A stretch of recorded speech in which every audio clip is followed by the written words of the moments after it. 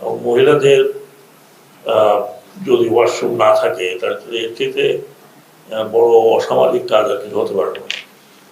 এখানে অনেক মন্ত্রণালয় আছে, সমাজ কল্যাণ মন্ত্রণালয় আছে, ওয়েলফেয়ার মন্ত্রণালয় আছে, লোকাল গভর্নমেন্ট। এটা কি মানে মগের মূল্য তো না যে আমি এখানে একটা ওয়াশরুম করতে দেবো না। এটা বহু জায়গায় পতিত পড়ে আছে, সেসব জায়গায় করা যায়, কেন করা যাবে না? আজকাল তো যে পাবলিক হেলথের যে সমস্তভাবে গ্রামে গঞ্জে টয়লেট করে দিচ্ছে।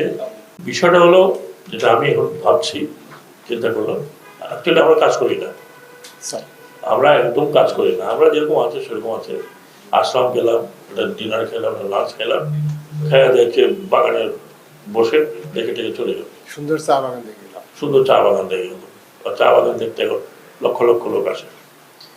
অথচ অত্যন্ত আশ্চর্য ব্যাপার যে একটা ওয়াশরুম নয়, সারাদিন তাকে অপেক্ষা করতে হয় বাড়িতে গিয়ে করার জন্য।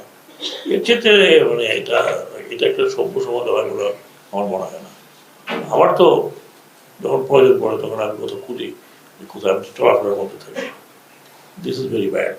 এবং এটার ইমিডিয়েট এবং আশু ব্যবস্থা করতে হবে।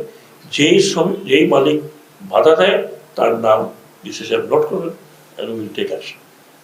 এতটুকু জায়গার জন্য তার জায়গা চা বাগান ক্ষতি হয়ে যাবে এমন কথা কথা, এটা আমি আপনাকে বলে যাচ্ছি।